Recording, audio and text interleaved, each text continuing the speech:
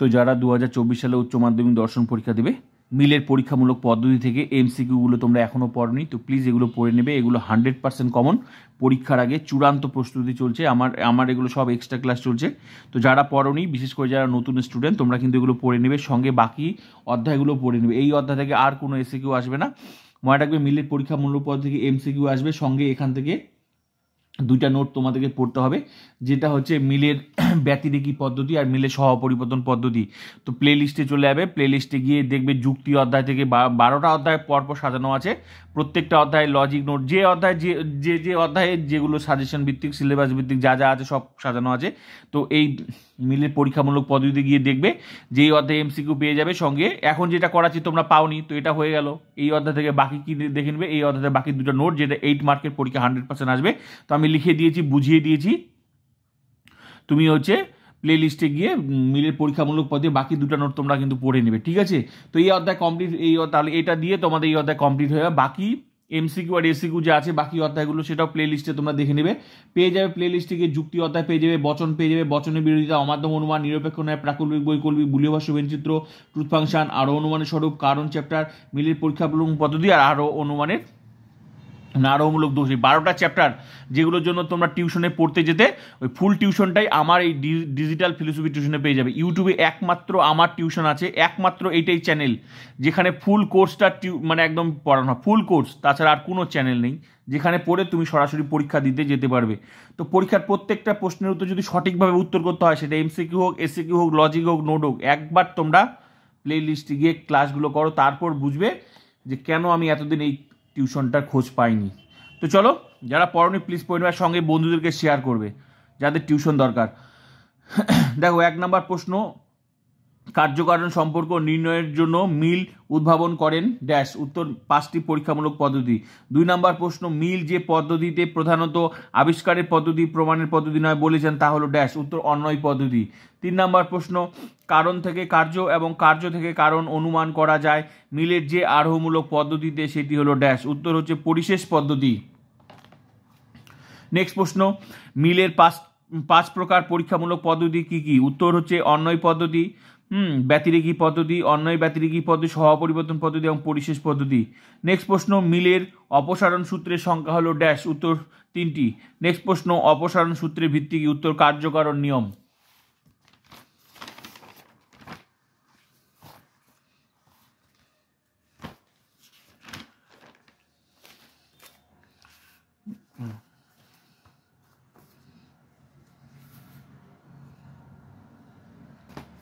হ্যাঁ, নেক্সট প্রশ্ন, অপসারণের কোন সূত্রের উপর ভিত্তি করে অন্বয় পদ্ধতি প্রতিষ্ঠিত? উত্তর প্রথম সূত্র। নেক্সট প্রশ্ন, অপসারণের কোন সূত্রের উপর ভিত্তি করে ব্যতিরেকি পদ্ধতি প্রতিষ্ঠিত? উত্তর দ্বিতীয় সূত্র। নেক্সট প্রশ্ন, অপসারণের কোন সূত্রের উপর ভিত্তি করে সহপরিবর্তন পদ্ধতি প্রতিষ্ঠিত? উত্তর তৃতীয় সূত্র। নেক্সট প্রশ্ন, মিলের প্রথম অপসারণ সূত্রের ভিত্তি হলো ড্যাশ। উত্তর কারণের গুণগত লক্ষণ। নেক্সট প্রশ্ন, অপসারণের দ্বিতীয় সূত্রের ভিত্তি হলো ড্যাশ। উত্তর কারণের গুণগত লক্ষণ। নেক্সট প্রশ্ন, অপসারণের তৃতীয় সূত্রের ভিত্তি কি? উত্তর কারণের পরিমাণগত লক্ষণ। নেক্সট প্রশ্ন, মিলের ড্যাশ পদ্ধতিতে কারণকে মুখ্যত পরিমাণগত দিক থেকে বিচার করা যায়, সহপরিবর্তন পদ্ধতি।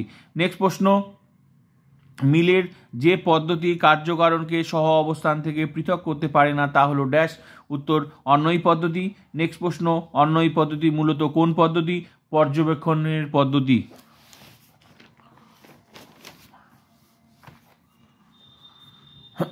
নেক্সট প্রশ্ন, মিলের ব্যতিরেকি পদ্ধতির কটি দিক বা দৃষ্টান্তের প্রয়োজন? 2টি, সদর্থক দৃষ্টান্ত, নয়ার্থক দৃষ্টান্ত। নেক্সট প্রশ্ন, মিলের প্রমাণ পদ্ধতির মধ্যে শ্রেষ্ঠ পদ্ধতি কোনটি? উত্তর ব্যতিরেকি পদ্ধতি। নেক্সট প্রশ্ন, দ্বৈত অন্বয় পদ্ধতি কোনটি? অন্বয় ব্যতিরেকি পদ্ধতি। একটা কথা, দ্বৈত অন্বয় পদ্ধতি মানে কি? এখানে 2টা পদ্ধতির মিলন, মানে সংমিশ্রণ, সেটা হচ্ছে অন্বয় পদ্ধতি আর ব্যতিরেকি পদ্ধতি। এই জন্য এটাকে দ্বৈত মানে অন্বয় পদ্ধতি বলা হয়। নেক্সট প্রশ্ন, অন্বয় ব্যতিরেকি পদ্ধতি মূলত ড্যাশ। উত্তর পর্যবেক্ষণমূলক ও পরীক্ষণমূলক। নেক্সট প্রশ্ন, ব্যতিরেকি পদ্ধতিকে অসতর্কভাবে প্রয়োগ করলে কি হয়? কাকতালীয় দোষ হয়। নেক্সট প্রশ্ন, কোন পদ্ধতি সহজ ও সরল পদ্ধতি? অন্বয় পদ্ধতি। নেক্সট প্রশ্ন, অন্বয় ব্যতিরেকি পদ্ধতিতে কোন দোষ দেখা দেওয়ার সম্ভাবনা থাকে? অপর্যবেক্ষণ দোষ। নেক্সট প্রশ্ন, পরিশেষ পদ্ধতি হলো ড্যাশ। উত্তর অবরোহমূলক পদ্ধতি। নেক্সট প্রশ্ন, পরিশেষ পদ্ধতি কোন জ্ঞানের উপর নির্ভরশীল? পূর্বকৃত আরোহমূলক জ্ঞানের উপর। নেক্সট প্রশ্ন, মিলের 5টি পদ্ধতির মধ্যে মৌলিক পদ্ধতি ড্যাশ? উত্তর অন্বয় পদ্ধতি ও ব্যতিরেকী পদ্ধতি।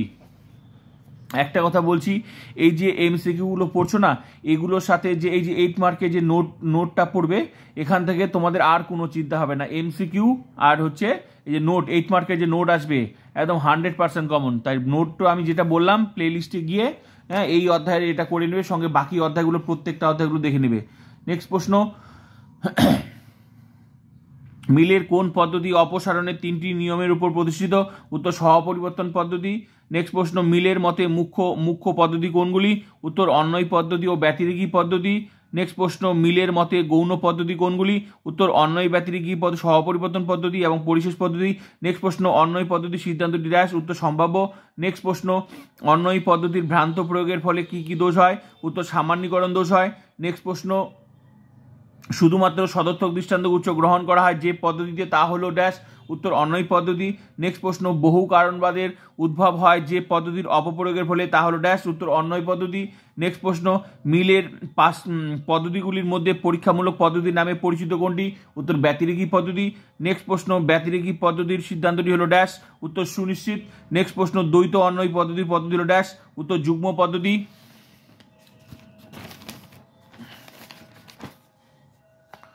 নেক্সট প্রশ্ন, অন্বয় ব্যতিরেকী পদ্ধতি মূলত ড্যাশ? উত্তর পর্যবেক্ষণমূলক পদ্ধতি।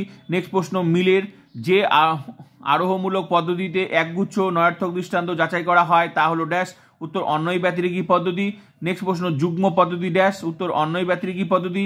নেক্সট প্রশ্ন, সদর্থক ও নয়ার্থক উভয় প্রকার দৃষ্টান্ত গ্রহণ করে কোন পদ্ধতি? অন্বয় ব্যতিরেকী পদ্ধতি। নেক্সট প্রশ্ন, অন্বয় পদ্ধতি সাংকেতিক উদাহরণ কি? উত্তর পূর্ববর্তী ঘটনা ABC, অনুবর্তী ঘটনা ABC। মনে রাখবে, পূর্ববর্তী ঘটনা সব ক্যাপিটাল আর অনুবর্তী সব ছোট হাতে লিখতে হবে। ABC ADE AD AFG AFG, অতএব ক্যাপিটাল A হলো A এর কারণ। নেক্সট প্রশ্ন, অন্বয় পদ্ধতি বাস্তব উদাহরণ কি? পূর্ববর্তী ঘটনা, অনুবর্তী ঘটনা। তামাক খাওয়া আছে, ক্যান্সার হওয়া আছে। তামাক খাওয়া আছে, ক্যান্সার হওয়া আছে। তামাক খাওয়া আছে, ক্যান্সার হওয়া আছে। অতএব তামাক খাওয়া হলো ক্যান্সার হওয়ার কারণ। নেক্সট প্রশ্ন, ব্যতিরেকী পদ্ধতি সাংকেতিক উদাহরণ কি? পূর্ববর্তী ঘটনা, অনুবর্তী ঘটনা। পূর্ববর্তী ঘটনা লিখতে হবে ABC। পূর্ববর্তী ঘটনা ছোট হাতে লিখতে, বড় হাতে লিখতে হবে BC। অতএব A হলো, বড় হাতের A হলো, ক্যাপিটাল A হলো A এর কারণ। নেক্সট, ব্যতিরেকী পদ্ধতি বাস্তব উদাহরণ কি? পূর্ববর্তী ঘটনা, অনুবর্তী ঘটনা। পূর্ববর্তী ঘটনা লিখতে হবে ভোট হয়েছে, জিনিসের দাম বেড়েছে। ভোট হয়নি, জিনিসের দাম বাড়েনি। অতএব ভোট হলো জিনিসের দাম বাড়ার কারণ। নেক্সট প্রশ্ন, অন্বয় ব্যতিরেকী পদ্ধতি সাংকেতিক আকার। উত্তর সদর্থক দৃষ্টান্তগুচ্ছ, নয়ার্থক দৃষ্টান্তগুচ্ছ। সদর্থক দৃষ্টান্তের মধ্যে লিখতে হবে পূর্ববর্তী ঘটনা, আবার অনুবর্তী ঘটনা। আবার হচ্ছে নয়ার্থকের মধ্যেও লিখতে হবে পূর্ববর্তী ঘটনা, অনুবর্তী ঘটনা। পূর্ববর্তী ঘটনা মানে কারণ, আর অনুবর্তী মানে পরবর্তী ঘটনা মানে কার্য, এটাও মানে একই। তো পূর্ববর্তী ঘটনা লিখতে হবে ABC, অনুবর্তী ঘটনার কথা ABC, এগুলো সব ক্যাপিটাল। আর এটা হচ্ছে অনুবর্তী ঘটনা যা লিখবে সব স্মল, আর পূর্ববর্তী ঘটনা যা লিখবে সব বড় হাতের। ABC AD AFG। একইভাবে লিখতে BC D FG। অতএব A হলো A এর কারণ। নেক্সট প্রশ্ন, অন্বয় ব্যতিরেকী পদ্ধতি মূর্ত উদাহরণ কি? উত্তর সদর্থক দৃষ্টান্তগুচ্ছ, নয়ার্থক দৃষ্টান্ত। একইভাবে লিখতে হবে পূর্ববর্তী ঘটনা, অনুবর্তী ঘটনা, পূর্ববর্তী ঘটনা, অনুবর্তী ঘটনা। পূর্ববর্তী ঘটনার মধ্যে লিখতে হবে মশা কামড়েছে প্লাস ঘুমিয়েছে, ম্যালেরিয়া হয়েছে। মশা কামড়েছে প্লাস বল খেলেছে, ম্যালেরিয়া হয়েছে। মশা কামড়েছে প্লাস মিষ্টি খেয়েছে, ম্যালেরিয়া হয়েছে। এর পাশে লিখতে হবে পূর্ববর্তী ঘটনা লিখতে হবে মশা কামড়ায়নি, ম্যালেরিয়া হয়নি। মশা কামড়ায়নি, ম্যালেরিয়া হয়নি। মশা কামড়ায়নি, ম্যালেরিয়া হয়নি। অতএব মশার কামড় হলো ম্যালেরিয়ার কারণ।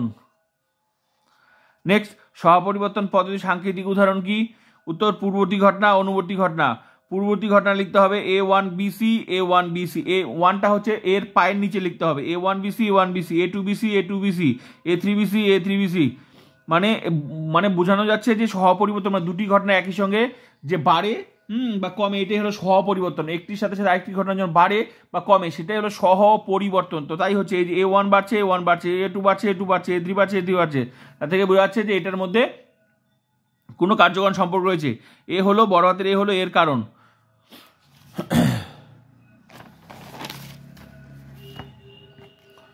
নেক্সট, সহপরিবর্তন পদ্ধতি বাস্তব উদাহরণ কি? পূর্ববর্তী ঘটনা, পরবর্তী ঘটনা বা অনুবর্তী ঘটনা, একই ব্যাপার। পরবর্তী আর অনুবর্তী ঘটনাটা একই। পূর্ববর্তী ঘটনা গাড়ির গতিবেগ স্বাভাবিক আছে, গাড়ি স্বাভাবিক গতিতে যাচ্ছে। গাড়ির গতিবেগ বাড়ানো হলো, গাড়ি জোরে যাচ্ছে। গাড়ির গতিবেগ আরও জোরে বাড়ানো হলো, গাড়ি আরও জোরে যাচ্ছে।